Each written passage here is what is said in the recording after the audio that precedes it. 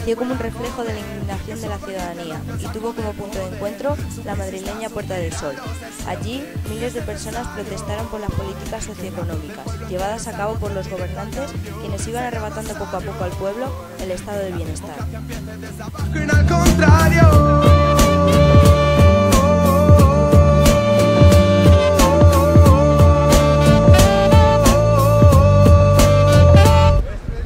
Nos encontramos en la Puerta del Sol, una de las plazas más emblemáticas del centro de Madrid, donde el pasado 15 de mayo de 2011 se produjo una de las manifestaciones más importantes en la historia actual de España. Por aquí pasaron más de 200.000 personas, reivindicando sus derechos y exigiendo un cambio en la política actual. Es 15 de mayo de 2011. Como un estallido, las manifestaciones recorren España. Más de 15.000 personas salen a las calles en 50 ciudades del país.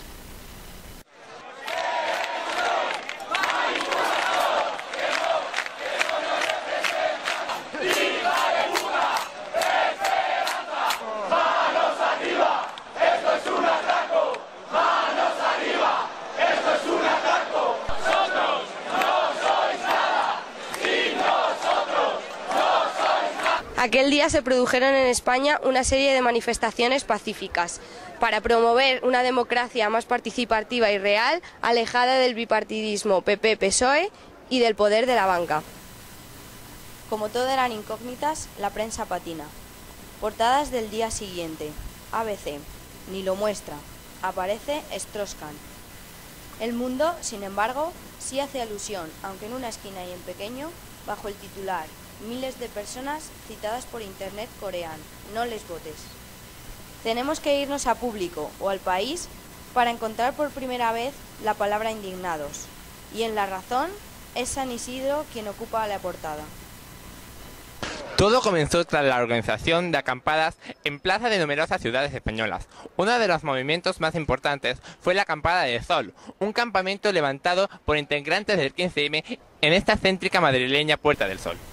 Si hay algo que destacar de este movimiento es la importancia de Internet, el milagro de los indignados y las redes sociales. El 16 de mayo se convoca la primera asamblea relámpago. Esa tarde, en Sol, se juntaron más de 1000 personas y se toma una decisión clave: se quedan.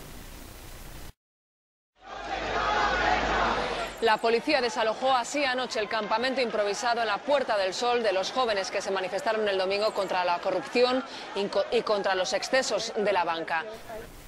Entre tanto enfrentamiento, quien envía a la policía no ha contado con Twitter, que en lugar de vaciar la plaza, la está llenando.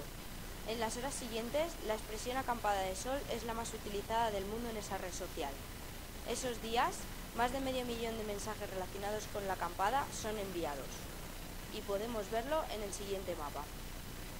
Elaborado por la Universidad de Zaragoza. Se ven unas luces que son los envíos que tienen la palabra vinculada con el movimiento. Esto es lo que ocurre después del desalojo policial. Una continua explosión de pájaros azules que tiene como origen Sol, llegando así a todo el mundo.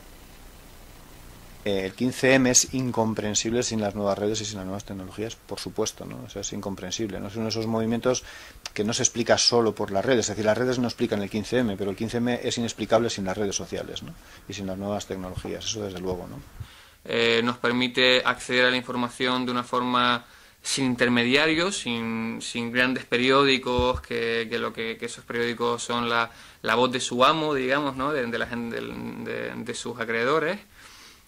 Y bueno, pues sí, evidentemente fue importante, porque además la Constitución en red, como decía Manuel Castel, es como un momento en el cual cualquier persona puede acceder sin ningún tipo de discriminación.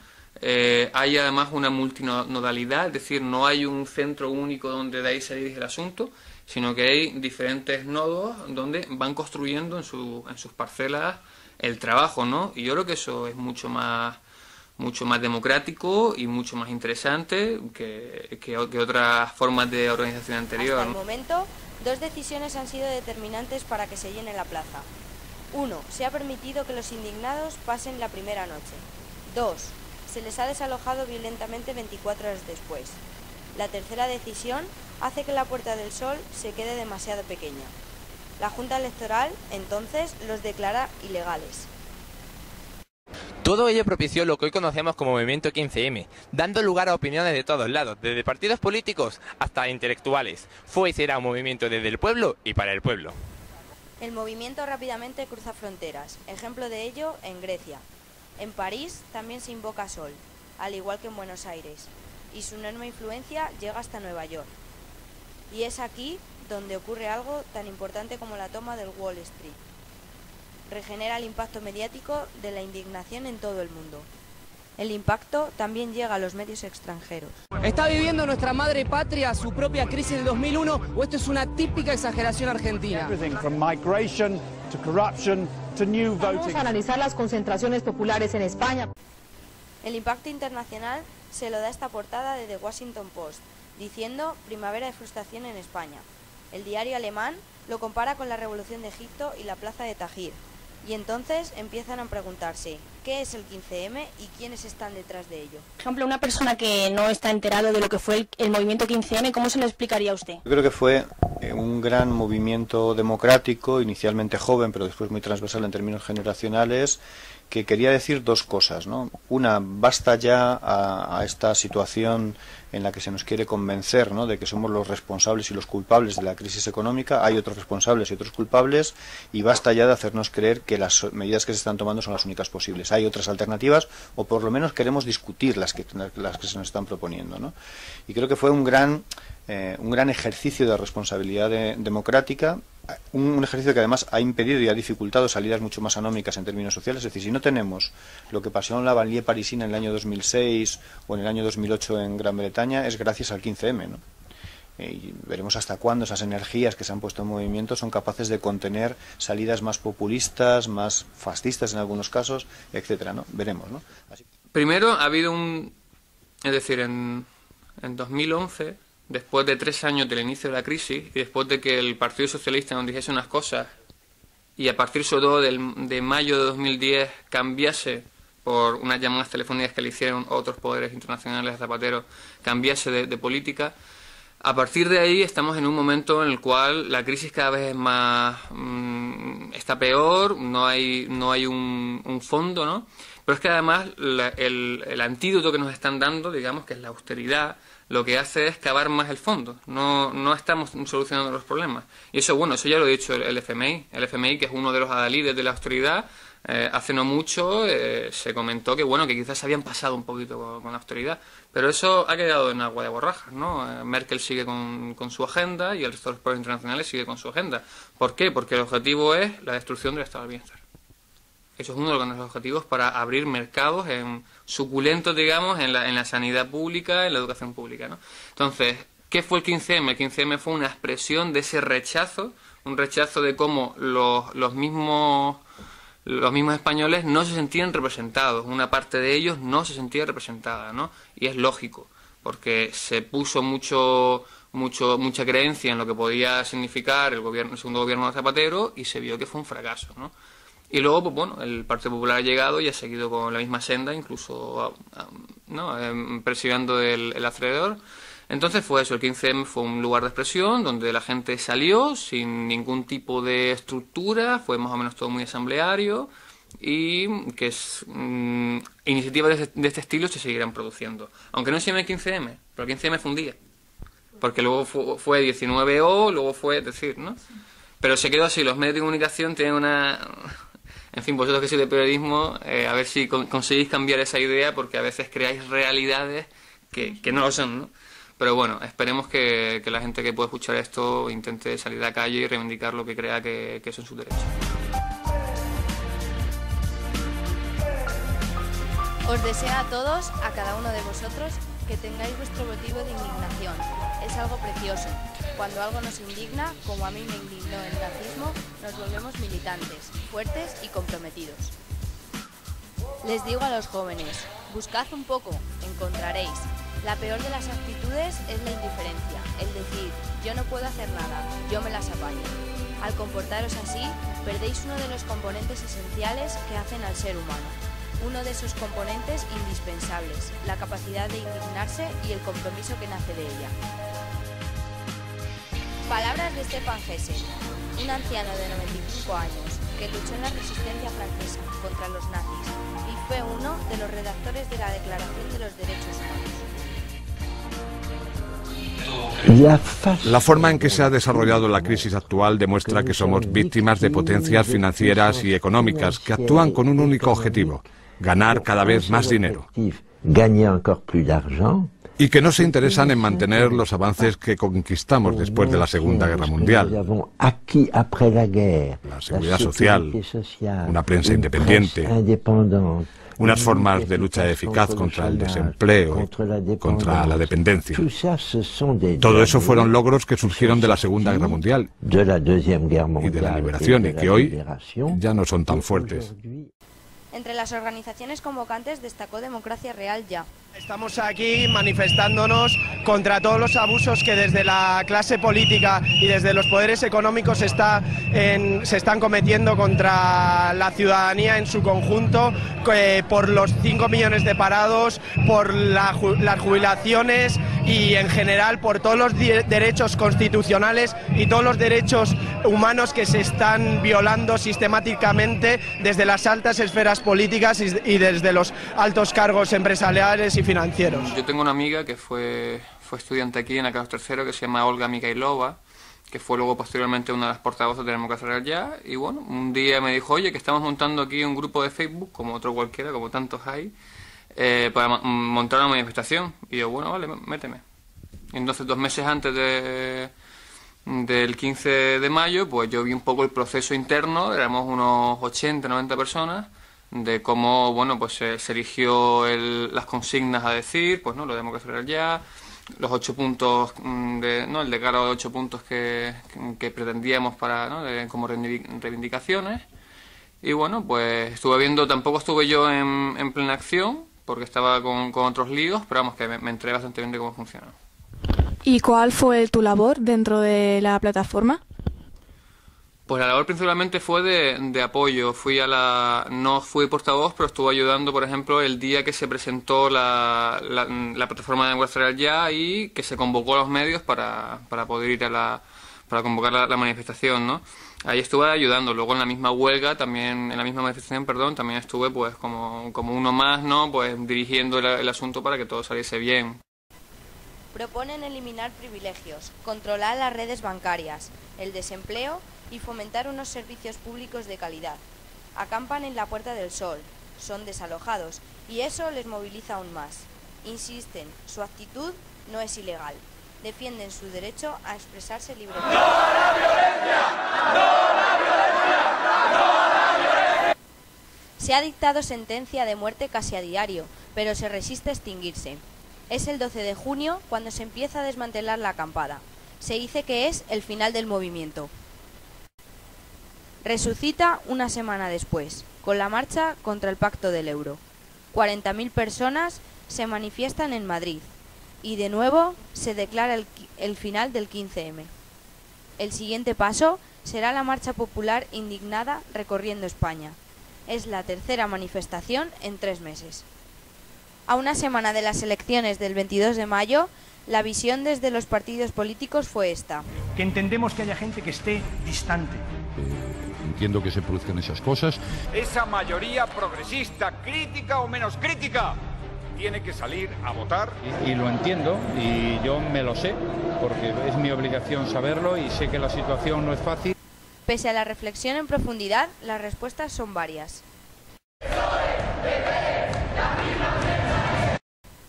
Una de ellas es que, a pesar de que los 2 grandes partidos políticos se vieron afectados, sin duda el mayor perjudicado fue el Partido Socialista. Finalmente, las elecciones municipales y autonómicas acabaron favoreciendo de forma mayoritaria al Partido Popular. La derecha, que se mantiene a favor de estas protestas, cambiará rápidamente su visión al respecto. El pueblo, cuando quiere, puede, y el pueblo español quiere. Este cambio lo iniciaría la que fue presidenta de la Comunidad de Madrid, Esperanza Aguirre. Y estoy por convocar un campamento ahí en la calle Ferraz, que se sienten ahí los militantes del PP, que son 90.000, más de los que dicen que hay ahora en Sol, hasta que no se vaya Zapatero, que no se levanten. El Partido Popular, cuando estaba el PSOE en el gobierno, fomentaban a que la ciudadanía se manifestara contra las políticas que estaba llevando a cabo el Partido Socialista. Sin embargo, ahora que está el Partido Popular en el poder, piensan absolutamente todo lo contrario. ¿Usted qué piensa de estos cambios de opinión que tienen los políticos?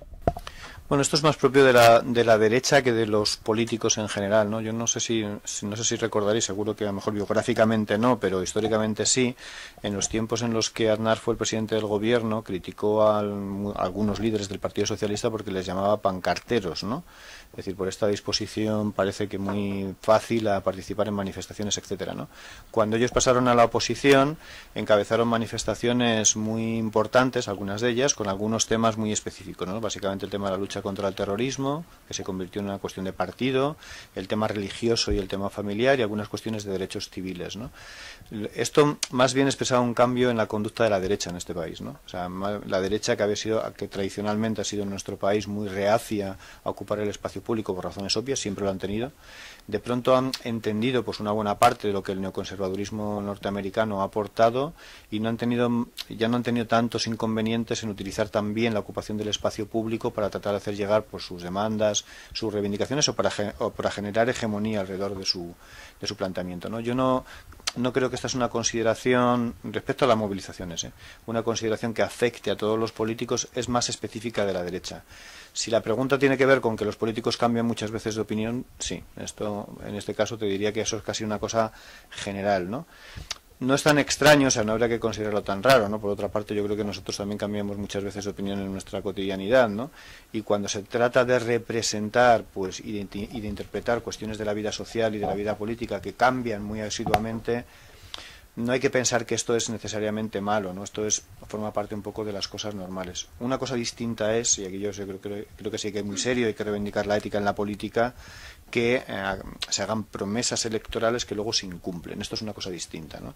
En este caso yo creo que si las promesas electorales son el único contrato que el político tiene con la ciudadanía, el único, y creo que cuando se incumple se está haciendo un grave defecto, se está cometiendo un cierto delito democrático porque se está rompiendo el único contrato posible que el ciudadano tiene con el político, ¿no?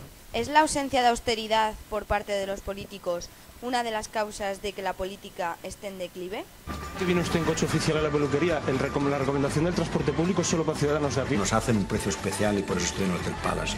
¿Cuánto la noche? A los diputados, no le importa ni a usted ni a nadie. ¿Qué cree que se debe este desinterés político o el poco interés que produce la política en los jóvenes o en la gente en general, que se limita únicamente en cierto número de personas en votar únicamente cada 4 años? Fíjate, eso habría que matizarlo, ¿no? Está muy extendida la creencia de que hay una desafección enorme a la política y esa desafección a la política lo ocupa todo, ¿no? Yo, por mi experiencia, ¿no? Y por los datos más bien, lo que diría es que hay una enorme desafección y cada vez mayor a la política conocida, a la institucional, ¿no? Pero también hay una reivindicación de otra manera de estar en el espacio público, de participar en asuntos comunitarios. Es decir, el desinterés por la política tal y como la conocemos no es exactamente el desinterés por los asuntos públicos o por lo que le pasa a la sociedad o por lo que debería hacer el régimen político, ¿no? Entonces habría que matizar, ¿no? Entonces, hecha esta matización, yo creo que hay una posibilidad ahí que habría que explotar porque está llena de energía positiva y el 15M lo expresa muy bien, que es la reivindicación de mucha gente joven, pero no solo, de hacer las cosas de otra manera, ¿no? Y en este caso además no solamente inhibiéndose del espacio público, sino buscando compromiso en el espacio público, ¿no? El 15M ha sido un gran ejercicio de diálogo y de conversación democrática en un espacio público, ¿no? Bueno, pues creo que esas energías positivas hay que intentar aprovecharlas, pues no sé, para intentar renovar, reformar la política, ¿no? Y yo creo que intentaría salir un poco de este esquema tan simple que dice que, bien, las encuestas dicen que hay un 80% de desafección a la política, sí, pero a esta política, ¿no? A esta. El movimiento 15M supuso el paso, en cierta medida, de la inacción personal a la acción colectiva, porque individualmente y de forma pasiva está demostrado que no se consigue nada, y para ello hay que levantarse del sofá, salir de casa y aunar las voces al unísono para luchar por una causa en común, nuestros derechos, que, dicho en otras palabras, sería la unión hace la fuerza. ¿Qué es lo que queda de aquel movimiento esperanzador que parecía que iba a producirse un cambio. Como tal movimiento, yo creo que queda muy poco, quedan algunos elementos residuales en algunos lugares, etcétera, ¿no? Lo que yo creo que el 15M ha producido, y creo que ese es su gran valor en términos simbólicos, etcétera, es una enorme politización del conflicto social. Y creo que eso ha involucrado a muchísimos sectores. O sea, lo que sí creo a posteriori es que las mareas son inexplicables sin el 15M, sin el antecedente del 15M, ¿no? Y creo que el 15M tuvo esa enorme virtud, que fue, en un momento crucial de nuestra vida política, politizar el conflicto. Es decir, frente a la idea de que lo que nos estaba cayendo, o sea, la crisis económica y las medidas económicas que se estaban tomando, era una especie de tsunami, ante lo que lo único que podíamos hacer era, si teníamos paraguas, el paraguas, y si no, subirnos una azotea, pero era un fenómeno natural, ¿no? Como el pedrisco o la lluvia. Es la idea, no, miren ustedes, esto es un proceso político, es una decisión política que tiene ganadores, tiene perdedores, aquí hay intereses en juego muy importantes, y el 15M señaló los responsables, los beneficiarios de las medidas de la crisis, y yo creo que hizo evidente que la inmensa mayoría de la sociedad éramos los paganos, digamos, de una situación que nosotros no habíamos creado, ¿no? Entonces yo creo que esa fue su gran virtud, ¿no? Una capacidad de proyección política, de generar una narración, generar símbolos que explicaban las cosas, etcétera, ¿no? Como tal movimiento queda muy poco, ¿no? Porque esto realmente no es un movimiento social estructurado, eso hay que entenderlo, es decir, no hay una estructura detrás que lleve a todas las personas que se consideran indignadas o del 15M, que las estructure en un lugar donde puedan hacer reivindicaciones conjuntas. Democracia del Jazz se planteó hacer una manifestación, punto. Y después de esa manifestación hubo gente que se quedó por la noche en Sol, hubo represiones y el día siguiente ya ocurrió el tema de las acampadas. Pero las acampadas en ningún momento estaban previstas, en ningún momento. Y la gente de la acampada que la hizo fue otra gente que no estaba relacionada con Democracia del Jazz. Entonces al final hubo una especie de expansión, porque luego se hicieron diferentes asambleas, talleres y tal, y cada vez se iba incorporando gente de diferentes lugares con diferentes visiones. Entonces al final era un conglomerado de gente que estaba indignada con su tema propio, aunque evidentemente todos estaban indignados con la situación general del país, ¿no? Y ahí se quedó la cosa. Entonces, como no fue un movimiento estructurado, tampoco era lógico que no iba a tener tampoco una vida propia, porque no iba a tener una continuidad. Entonces Democracia del Jazz siguió por su lado, pero Acampada Sol siguió por su lado, y se fueron luego creando diferentes lugares, ¿no? Cuando terminó Acampada Sol, después de un mes creo que fue, se fueron a los barrios. O sea, hicieron una retirada estratégica y se fueron a los barrios. ¿Qué pasó en los barrios? Pues unos barrios que funcionó mejor y que siguen funcionando, por ejemplo, Chamberí, o por ejemplo, los domingos se hacen en el Retiro también se hacen allí, asambleas y tal. Sin embargo, en otros lugares, pues hubo menos gente, lo que sea, y dejó de funcionar. Yo creo que la de Leganés, por ejemplo, creo que está ya medio retirada. Entonces no es que sea un fracaso o no un fracaso. Los medios de comunicación quisieron llamarle movimiento, no fue un movimiento. Fue un momento en el cual la gente salió cabreada, donde hubieron una serie de reivindicaciones y donde, bueno, seguimos ahí, ¿no? Ahora se ha transformado, ahora hay gente que estuvo en el 15M, pero ahora está en la marea unida, o está en la marea verde, o está en... O sea, digamos que todo se ha movido, pero que el cómputo de esa gente que salió sigue estando. Todo esto hay que entenderlo como respuesta a una política alejada de la ciudadanía, a un mercado que derriba gobiernos y a un sistema económico prácticamente colapsado. Es de ahí de donde surgen entonces estas voces. Porque los jóvenes se han dado cuenta de una cosa, que no pueden conseguir todos sus sueños y todas sus ilusiones, o algunas de ellas, nada más que con la unidad y la lucha. Él lleva rastas y yo estoy calvo, pero él lo que pide es lo que yo pido. Si seguimos agrupándonos y nos seguimos uniendo como lo estamos haciendo hasta ahora, vamos a demostrar que juntos se puede conseguir el cambio social. La gente ha cambiado en algún sentido, ¿no? En sus formas de relación, en sus formas, digamos, de organización política, en su perspectiva con respecto al poder y a la autoridad. El 15M no sé cuántos son, pero el número de indignados es muy grande. Y esos indignados no somos dinamiteros, ni perroflautas, ni tonterías de estas. Somos ciudadanos que queremos un mundo mejor, ¿eh? Y no nos gusta lo que vemos y soñamos con que puedan ser las cosas diferentes. No es que estén locos, es que creen en lo que están haciendo. Exactamente igual que yo.